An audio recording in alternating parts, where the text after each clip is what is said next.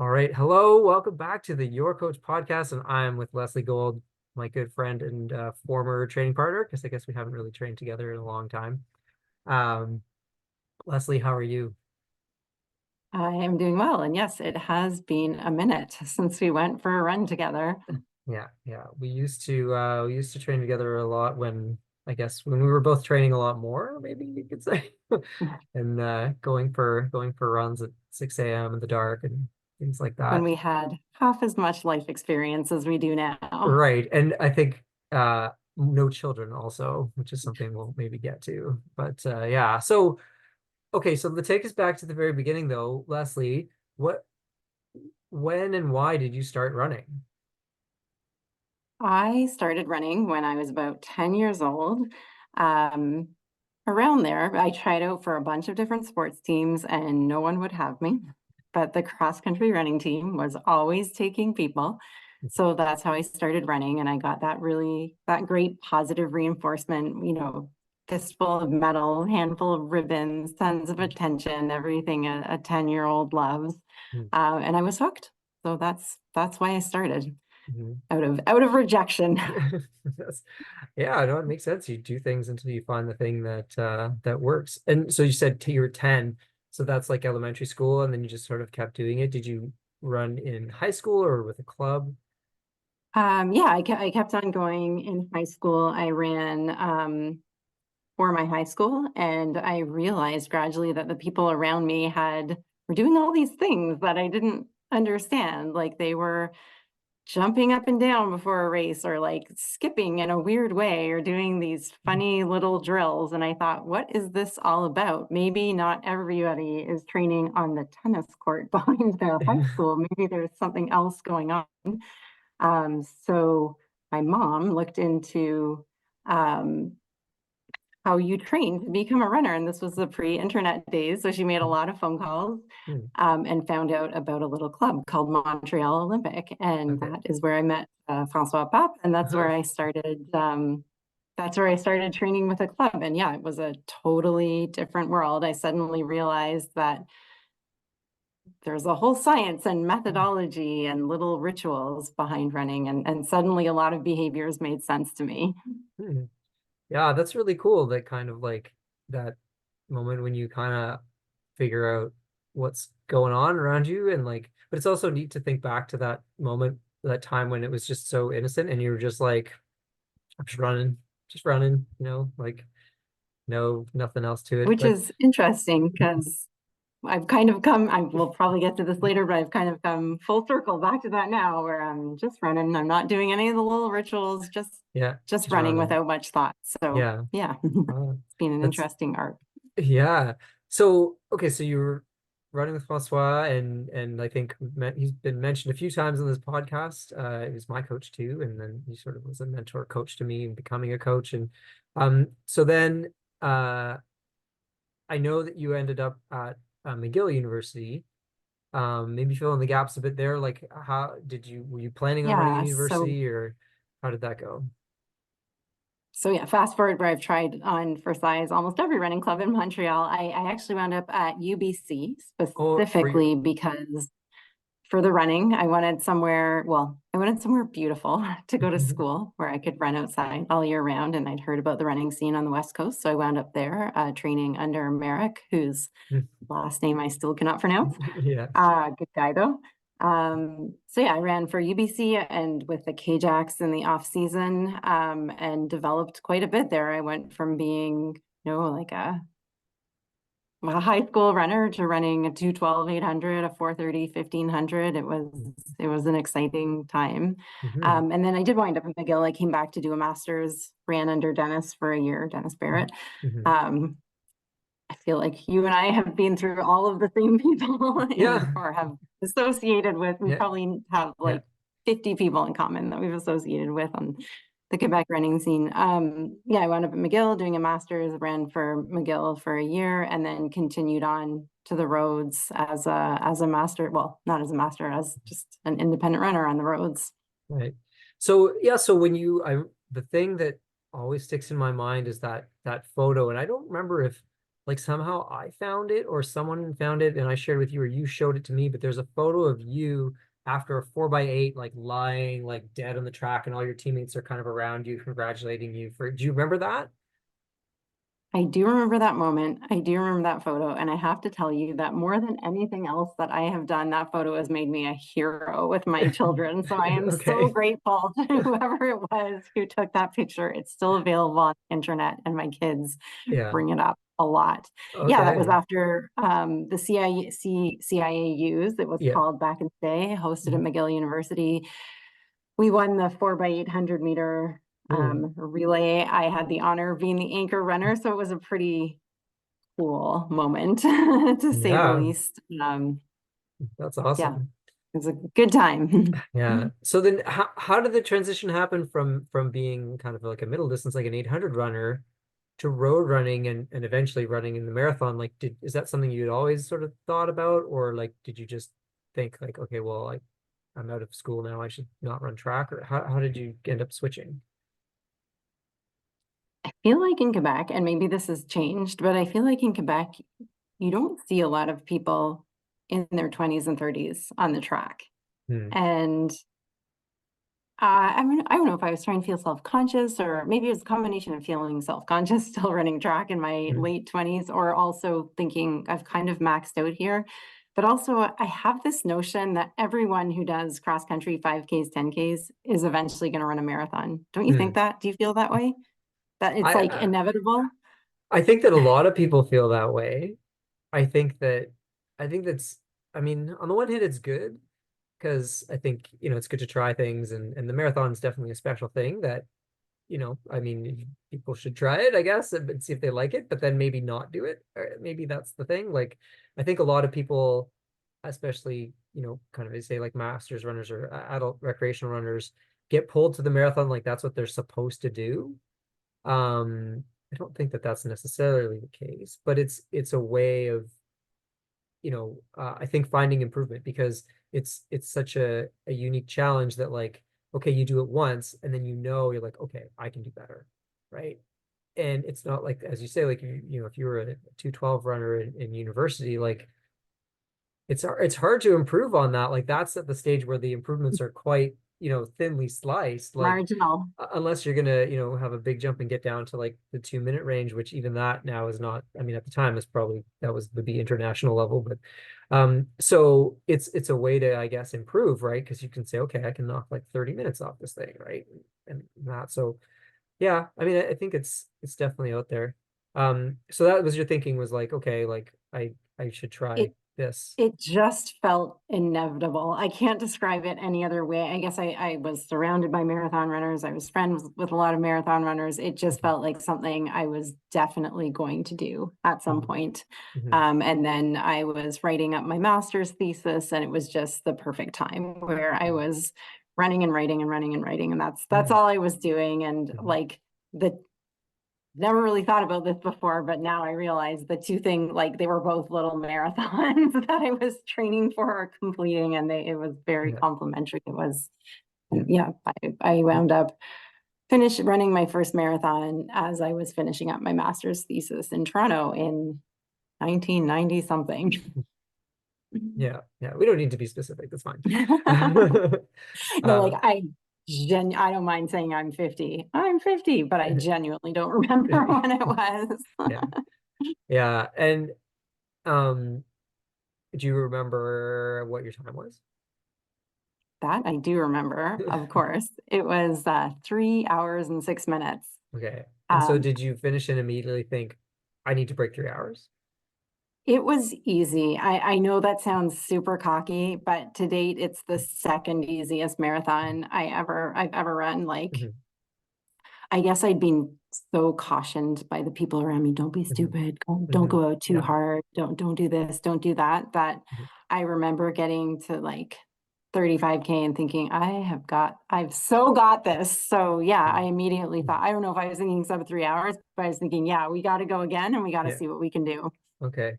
Yeah, I think you're right. Like I think that's it's either that, like people are very, very cautious and they finish the first marathon and they think, I mean, I don't know, like it's still hard. Like I remember my first marathon, like it was hard to finish. And if people had different reactions, so I think it was my dad or someone was saying like, you look too good. And I was like, well, I don't feel that good. Um, but I definitely thought like, okay, like maybe, and I actually never did get fast in my first marathon, but that's just me. But like, I When think was your first marathon? I'm trying to remember because I must have been around. 2000 something. It was 2000, it was 2000, uh, 2006. It was 2006 Toronto. The Toronto, the not, no, not the waterfront one, not the good one. Yeah, that's the Uh, first one I did too. The Canadian International Marathon, I think yeah, it was yeah, called something yeah, like that. The one that yeah. ends in Queen's Park. Yeah, exactly. So that one, I did that. And then also the speaking of before of like running pictures, the best running picture of me ever was taken like 10 meters from the finish line of that race by my Nice. dad, who saw me at the side of Queen's Park. He saw me running, so you go up and around and come back right to finish. He saw me there. He sprinted, and this is like a lot, like 6 foot, 200 pound man, sprinted across the Queen's Park, Queen's Park. had a disposable camera, went like that and clicked. And it's like I look like a pro, like I'm just like in full stride, like just looking so beautiful. Um, and that was the best it got, I think, for the marathon. Because then I did the Boston Marathon, and it was like it was in 2007. It was terrible. Like the weather was bad, and I just ignored that fact and went out fast anyway, and just crashed and burned, and that was the end. Oh, you needed to have run Boston in 2006. That was the year of the tailwind. It was beautiful. But tell me, was Mhm. your marathon in Toronto, was that a 2:43? Am I remembering that correct? 2:43:59. Yeah. And I was like 2 minutes behind Nicole Stevenson, Yeah. who was running it as a workout. So she ran 2:42 as practice because she was like a 2:30 marathoner at that point. So yeah. So yeah, I mean, I think like, yeah, so for me, the marathon, I don't know, I never really wanted to do another one after that. It was just not my thing. But you did, obviously.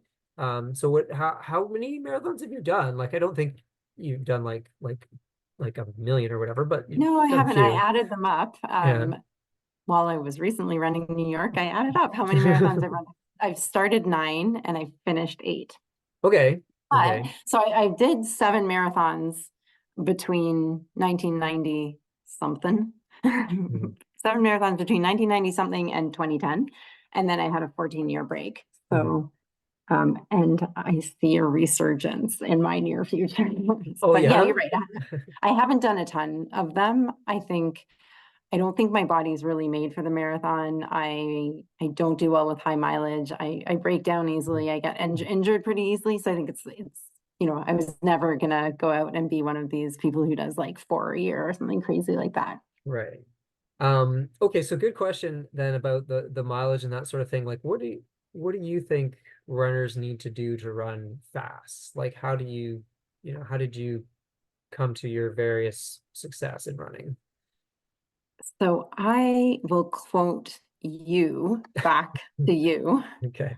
because I always remember this conversation. I was doing a half marathon in the early 2000s, and I really hadn't done any workouts. I had just been running mileage. I remember you telling me, that's the bulk of it. Just do the mileage. You're going to be fine. Look at the mileage you've run. It's going to come. And I actually, that to date, is my Hmm. PB in the half marathon. I ran like a 121 low there Hmm. or 120 high, something. Hmm. Um, and I remember thinking, oh, John was right.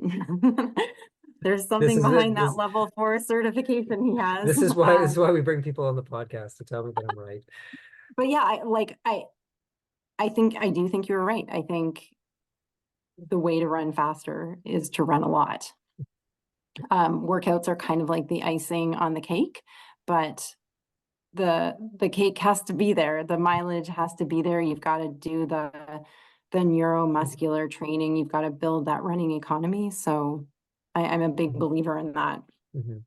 But you say that you don't respond well to a lot of running. So what does that mean? Like when you say a lot of running, like how much did you do that you could handle, and what do you think of as like being a lot?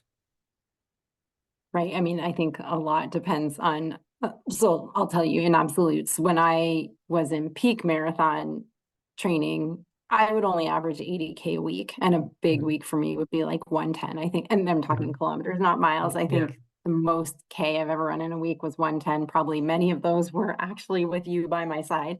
Yeah. Nowadays, like this latest marathon I ran, I think I was averaging 65K a week, Mm-hmm. which is not ideal. Like for sure, I would have run better had I run more kilometers, but I want to be running when I'm 80. And Mm-hmm. that's more important right now. That is more important to me than Mm-hmm. running 2 or 3 minutes faster in the marathon by putting in a ton of mileage. So, For sure, for sure. um, yeah. Yeah, so I saw something interesting today that came out on I don't know if you've seen this new publication. It's not new, but it's sort of like it's called the Marathon Handbook. It's like a website, and Hmm. they have some newsletters. And so my friend Michael Doyle, who has also been on this podcast, is sort of the editor in chief of it now. And one of the things that came out was, so Amby Burfoot is another guy who used to be like Runner's World, so he has a newsletter. And someone did a kind of a study. Oh, it's not really a study. It's like you would know the word for this, but they basically gathered all the Strava data of a whole bunch of recreational people doing marathons, and they figured out. Meta-analysis. There you go. I knew you would know that.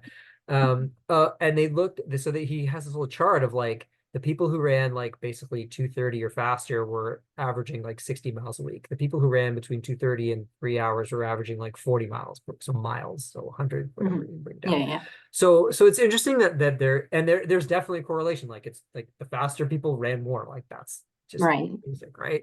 But it's not as high as you would think.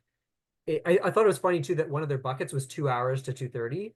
Like I'm sure the 2 hour guys are not running 100K a week. I'm pretty sure they're running like 200K a week. But if you're talking 220s to, like those, yeah, like you can do that. I think it's yeah, you're right. That's the foundation, and then the workout stuff is just sort of the fun, I guess, Do you or know, the late great Stuart McLean of the CBC and the Vinyl Cafe? He had a story about this woman going to plant trees, and she was getting really frustrated because she just couldn't plant a lot of trees, and she was barely making any money, and it like didn't make sense for her to be miserable up north in these horrible conditions because she just couldn't plant a lot of trees. And there was this expert tree planter there, and he said to her, he showed her his technique, and he said basically the way to plant more trees is to plant more trees. And I just love that line because I think it's Yeah, true of so many things, like, yeah. the 10,000 hours of practice. The way to get better at something is to do the something. Hmm. Yeah, Hence, the way to definitely. run faster is to run more. Run more. Yeah. And I mean, I think you still have to do some workouts. I think that the details of the workouts, maybe especially for people who are running for fun and sort of recreationally, like the margins are a little bit wider in terms of like, you run fast, run some fast stuff, and try to run at the marathon pace you want to run at and that sort of thing. And you don't people get caught up in the like the 1% sort of marginal gains, but like, unless you're in the 1% of runners, that's not, it doesn't matter. Yeah. Like it's good to lock in the nutrition and everything. And yes, you should definitely sleep 8 hours a night if you can. But yeah. So on the topic of workouts, like what's your favorite workout then? Like aside from the, running a lot, like just a fun, like when you think of like, oh, this workout makes me happy and feel like I'm in shape and stuff. I really like working around. I mean, I don't do, anyway, I really like working around the half marathon pace, Mm. the 15K to half marathon pace. What's the tech? Is that like Threshold, threshold? threshold. Yeah, because it feels fast, it feels satisfying, but it's not hard. Like Mm. it doesn't leave you feeling broken afterwards. So my Right. favorite workout was when I was fit was to do 1K, 2K, 4K, 2K, 1K, where both the Ks were at 5K pace, the 2Ks were at 10K pace, and then the 4K was at half marathon pace. That's one of my favorite workouts. The other one is 5 by a mile. I think you gave me this workout actually, 5 by a mile on a minute rest at half marathon pace. Yeah, I mean Because that's a very distinct and unique workout. I probably made it up. the rest is very skimpy, so Yeah, it yeah. forces you to do the workout correctly. Hmm. And I always told myself, like, you're starting after a minute no matter what, so Hmm. if you screw it up it's gonna suck. Yeah, So yeah, I really enjoy those long threshold intervals, and I feel special they pay intervals. dividends. Definitely. I mean, it seems like, you know, there are always trends, and there's trends in running just like everything else. And it seems like that is the trend now. Um, and partly because of the whole like double threshold thing that the Norwegians are doing. And it's funny, like double threshold is just, you know, you're just shortening the recovery cycle. Like that's all it is. Like it's just like these are international athletes who are really, really fit, so they can do 2 workouts in a day. But it's not the 2 workouts in a day that's the thing. It's just the less recovery between the workouts. So it's like, you know, you could do like a back-to-back workout or whatever, but then you can only really do it at threshold because you can't like hammer intervals in the morning and hammer intervals at night. That's gonna break you. So it's like this, and they break them up. They don't do like a tempo run of like 25 minutes or whatever. They'll do like 10 times a K at threshold in the morning and then 20 times 400, but at threshold at night. And Oh, it's just like you're just accumulating more and more time at threshold. right. And that's like I've had like Francois and Mel when they're building up for like pretty competitive marathons, they would do 5 times 5 minutes, which is kind of like a mile, you know, and then 6 times 6 minutes and 7 times 7 and 8 times 8. And all it's like it's a big load, but you work up to it. But it's all this threshold in that zone. Right. It's nice. And it's funny because I'm training now too. I'm training for cross country. And Oh, are you doing Masters championships in December? Cool. yeah, yeah. So I on the weekend I did a tempo run, 25 minutes just on the canal, just and it felt awesome. Like I felt really good. And actually I don't look at my watch. I just feel it, and and it was great. Like I ran, actually it was like almost a progression run. Like I was faster for the last bit and everything's wonderful. And then the next workout on the plan that I gave myself uh, was like 3 minute like hard, like, you know, fast VO2 max intervals. And um yeah, it hurt a lot. It hurt a lot. And it's like you say, like the threshold doesn't hurt you. Like it's tough in the moment and you're like you feeling it and then you're done. And then I mean you can still be tired and all, but it's not the same as like I was a broken man for like yesterday. I just was like, oof, you know, but it's you get more, I think, out of the threshold sometimes because you can like do more. But then I mean I think you still have to do, you know, bits of everything anyway. You have to do intervals at some Uh, point. I Right. agree with that. Yeah. And I agree that VO2 max intervals are indescribably painful. Yeah, they're not so fun. Okay, so you mentioned New York, you ran New York kind of like for fun, like not at a, you know, you very steady pace. And I mean maybe that's, you know, your kind of like flat out pace right now for your fitness, but you kind of implied that you were there to kind of enjoy the ride. So what made you decide to bring it back? Yeah, it's an interesting question because I always kind of thought I've run a 254 marathon.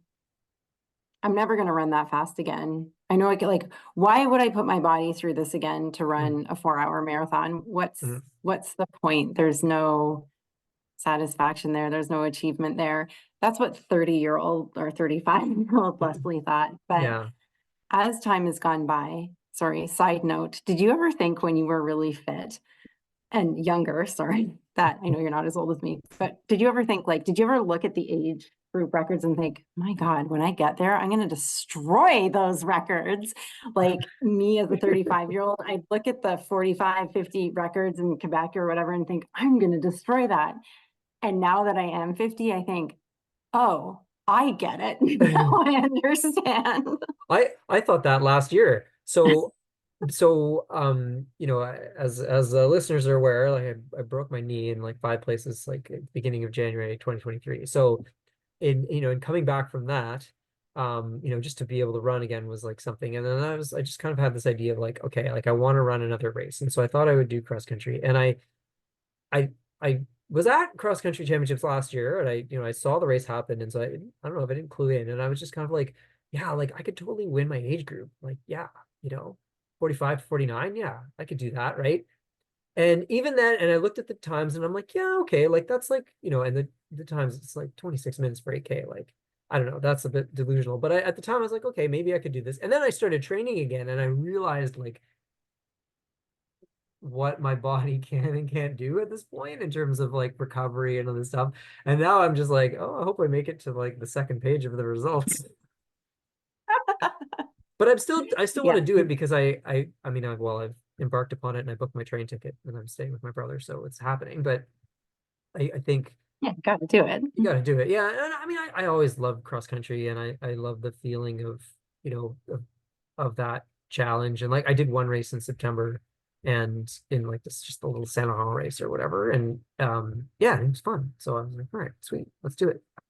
So yeah. So anyway, you thought you were gonna break records, but then But then now I understand. Now I understand what it means to be 50. And but by the same token, when I was in my mid-30s, I thought, like, why would I continue doing this when I'm no longer running Mhm, PBs? Um, but a couple of things, like running is the one thing in my life. I work a complex job that can be mhm, very frustrating. Parenting is very rewarding, but it's also complex and mhm, sometimes frustrating.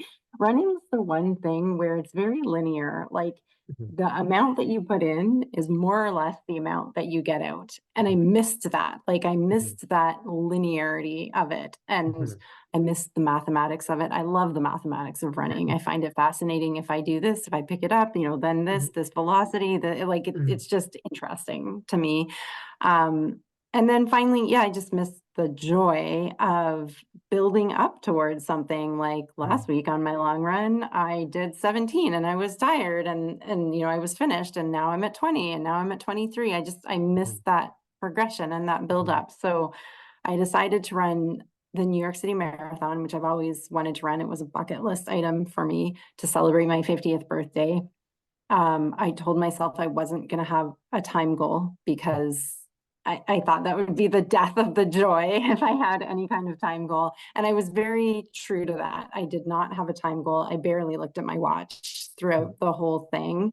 Um, my family was there to support me. So I was mhm. kind of forced to give them like A this is little, the very fastest that I will be running. So give they them a little could get, show. yes, well, so they could Oh plan yeah, right, right. getting to the next point. They needed to know what was the Yeah. fastest possible time. So I was looking at my watch with that in mind. Um, and yeah, I wound up running 3:48 and at at 22 miles, I was thinking, I have way too much in the tank right now. Like I just feel Just like this your is first ridiculous. one. Just like the first Yeah, one. I just feel so good. So I ran 3:48. It turns out that 3:50 is kind of an important cutoff time for my age category to get into other marathons. I did not know that going in. I'm very glad I didn't know that going Mhm, in. And so now mhm. I've signed up for Chicago next year because I Oh, had like okay. a week to decide after running New York Okay. before the confirmed entries deadline shut. Mhm. And I have And to admit that now that I've run 3:48 in New York and it was very, very easy, of course, in the back of my head, I'm thinking, I wonder how fast I could run on a flat course. So there you go. There you go. I might have some time goals around that one.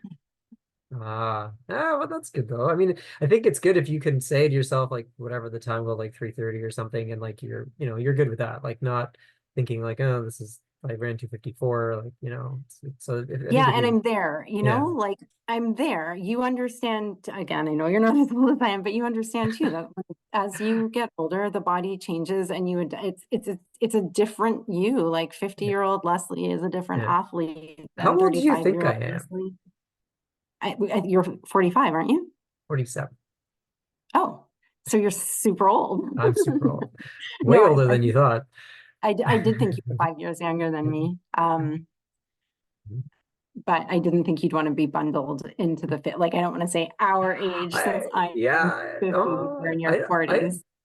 I feel like no, I kind of want to be in with the 50-year-olds. That's kind of like I'm aspirationally 50. You are an old soul. It is true. I mean, what the Um, other I had on the podcast, Bruce, he's in his 70s, so that's he's a that's he speaking of aspirational, that's someone to want to be like is Bruce. He's quite phenomenal.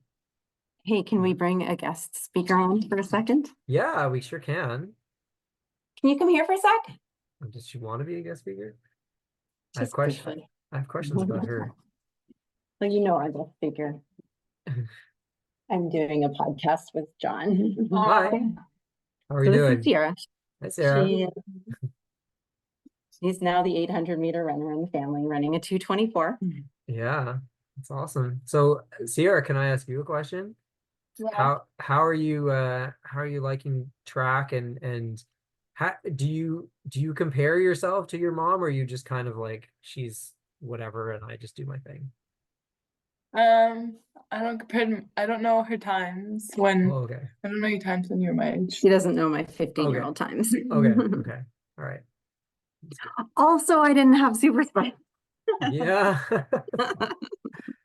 Oh, Which is a whole other topic. I'm super curious to know what you think of the changes in shoe technology. yeah, that's interesting. So do you wear the super spikes, Sarah? Yeah. Yeah. Yeah. Oh, that's good. That's good.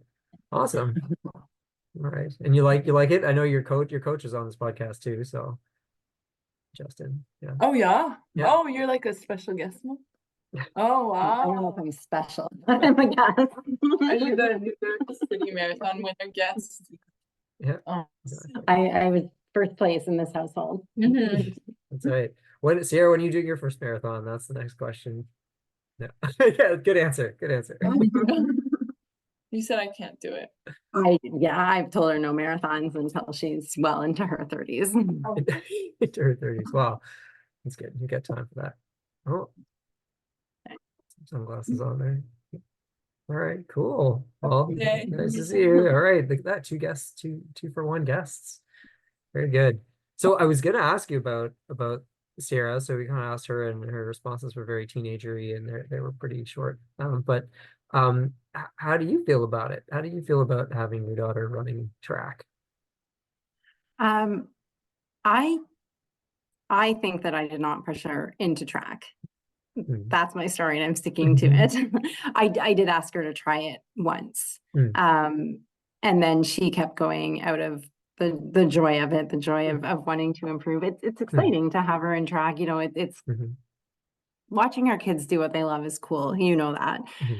But there's an extra layer when they're Mhm. doing something that you yourself love and understand because you understand it and Mhm. you know what's going on and what everything means. So Mhm. it's been super interesting and just so much fun watching Yeah. her do track.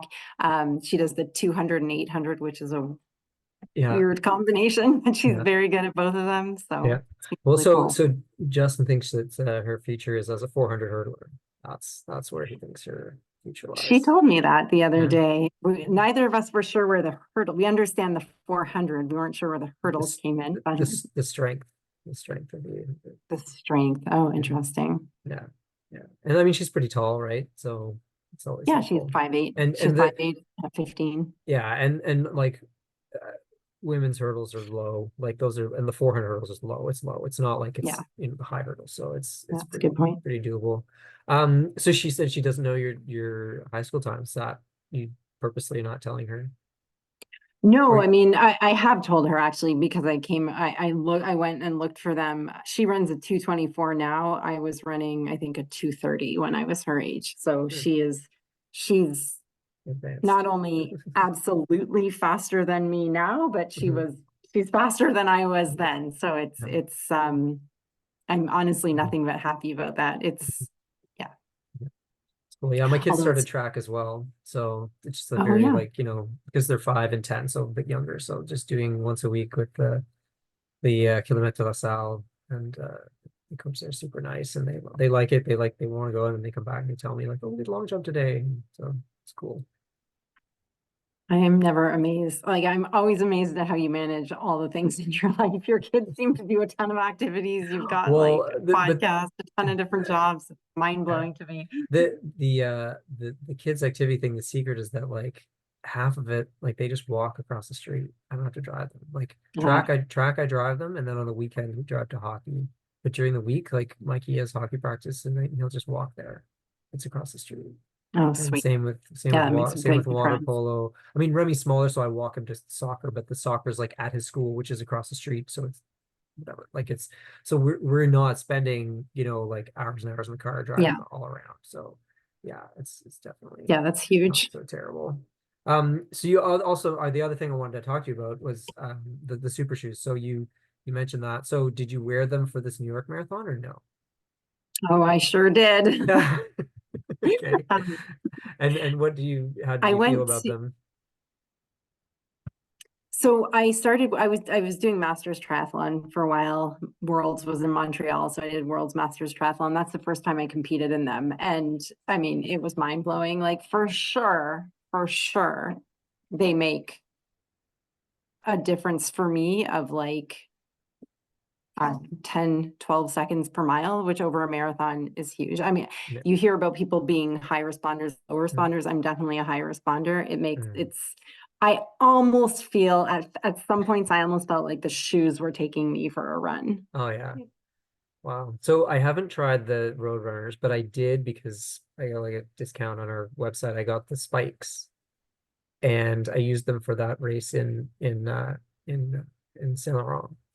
And so, and I used them for one workout before. And so the workout, I went on grass and I was doing a loop where I was running threshold and then like kind of sprinting up a hill and then following the loop. My average pace on that loop, on a threshold grass loop with a hill in it, was faster than I ran my tempos on the canal, which is Yeah, flat. exactly.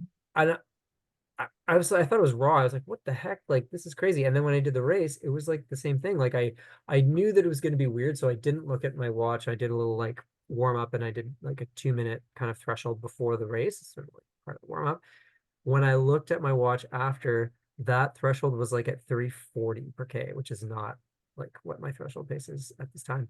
And my average pace for the race was around like 4 minutes. So now I'm giving away my poor fitness, but whatever, like 4 minutes, but like my threshold is like 430 usually, and I was running it, I felt like at threshold effort. Like, yeah, the shoes are they're real. It's definitely real. There's definitely It's something in definitely there. real. Yeah. So, but I guess it's okay. I mean, going back to the point about masters and whatever, like I'll take it at this point. I don't mind. Like people say, so it's 4% or it's, you said 10 seconds per mile. I view it as it's like it's a 10-year bump, Yes, takes that is takes me an takes me excellent back way to of being putting like it. in my late 30s, early 40s rather than late 40s. And yeah, I'll take it for the faster time, and I'll also take it for, we spent the Monday in the marathon, after the marathon in New York, touring around, and I was fine. I was just walking around like I had spent the day before on the couch. So I'll take it for Well, the recovery too. you did run 3:48. Maybe that's why.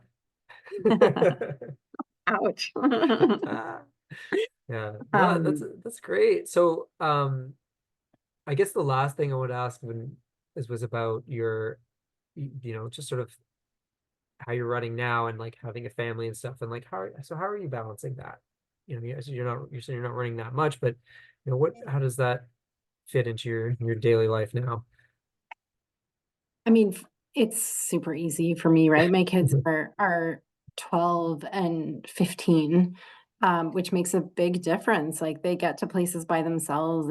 Sierra takes public transportation to and from Claude Robillard. Like it's just so different from when they were under 5 or even under 10. I work Yeah. from home. I have no commute. So Mhm. I mean, if you'd asked me this question 10 years ago, like, yeah, it was insane. I was Mhm. sometimes getting up at 5 to run. And then, I remember days getting up at 5 to run and then taking one child to school, one child to daycare, running to my office, then running back from the office to daycare before it closed. I mean, you're very familiar with all of that, but now Yeah. it's so much easier. Oh, that's good. That's good. I think yeah, and then maybe that explains too a little bit how you're kind of getting back into it and thinking more about, goals. It's hard to have goals when Yeah. you're just like, your goal is like, I would like to run today, maybe, if that's possible. Right? Yeah. Yeah. Cool. Awesome. Well, thank you. I know that you're not a big fan of talking about yourself, but I think you did a great job. I I'm think that not. people will be really happy to have heard from you and just heard how you went through things and that. And so yeah, really appreciate it. Thank you very much for coming. Thank you for inviting me and making it painless. It was a lot of fun. Good. All right.